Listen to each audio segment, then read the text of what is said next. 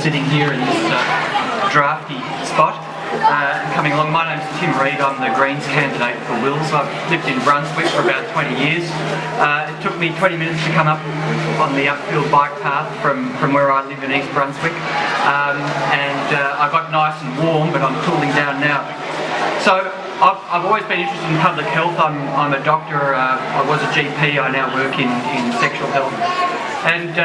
But I've been interested in public health for a long time. My father worked in the area of nutrition, and he was a bit of a pioneer in that field. More volume? Speak up a bit louder. Okay, thank you. And I remember him saying that you can feed 10 times as many people from a paddock of potatoes as you can from a paddock of cows.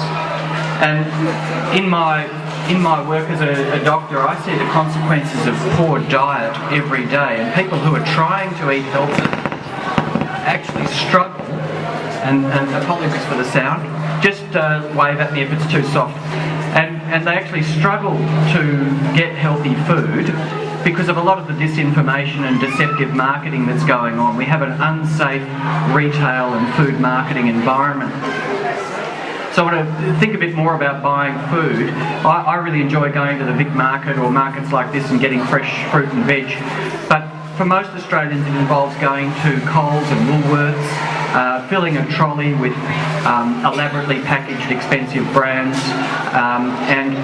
You know, we're seeing, as we've heard, this diabetes, obesity epidemic, which of course is just creating a market for the pharmaceutical companies.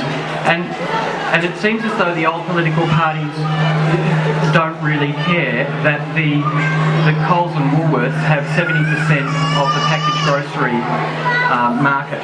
How's the sound going there? No, just move you back a bit. Just move you back a bit. Cheers. So Coles and Woolworths have 70% of the packaged grocery market. The Greens are very concerned about this.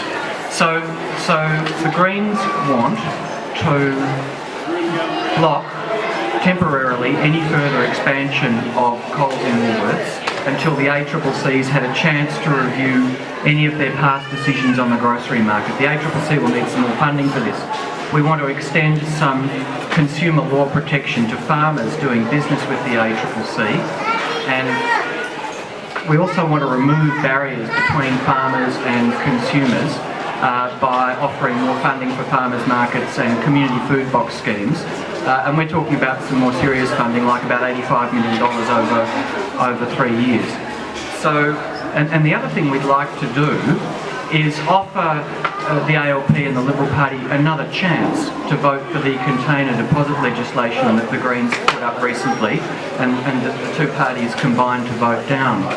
So, and just thinking a bit more about farming, you don't have to be a farmer to know that farmers are under enormous price pressures, and food producers as well. I mean, I don't think that milk needs to be as cheap as $1 a litre, and we've seen the closures of SPC and the bulldozing of orchards in the Goulburn Valley under threat from cheap imports and the excessively high Australian dollar. Why is the Australian dollar so high? Partly because of an inadequate mining tax. If the mining boom had been properly taxed, and if the government had been able to stand up to the mining barons, we had a decent mining tax, the dollar wouldn't be so high, and food producers would be able to compete better with Italian tin tomatoes and $2 a kilo Californian oranges and so on.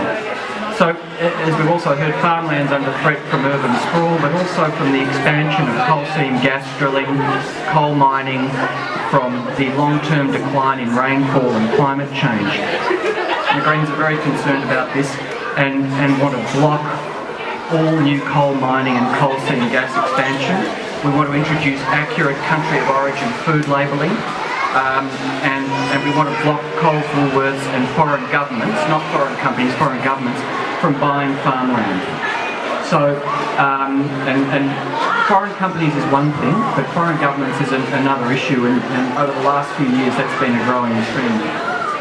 I want to just conclude by talking a bit about advertising. So anyone who's been shopping with a small child knows that it's very easy to come home with some crap that wasn't on the shopping list, right?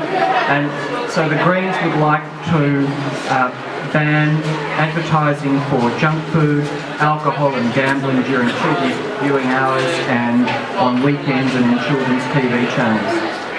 We think that's very important. That's something that the Australian Public Health Association has been calling for a long time. Won't cost anything. It's a simple measure, and I really invite other political parties to join with the Greens in supporting that simple, cost-effective measure. So I think we can't, just improving diet isn't going to give us all perfect teeth, and so an example of a Greens achievement has been getting dental funding onto Medicare. So 3.5 million low-income kids have access to dental care. Another Greens achievement has been introducing the carbon price, which we would not have if Adam Bandt had not been elected in the seat of Melbourne south of here in 2010. Otherwise we'd be stuck with a citizens' assembly. So the voting Greens is a vote for real change. That's why I'm standing for the Greens. And together, if you join with voting Greens, we can ensure that the government is really talking about things that matter. Thank you.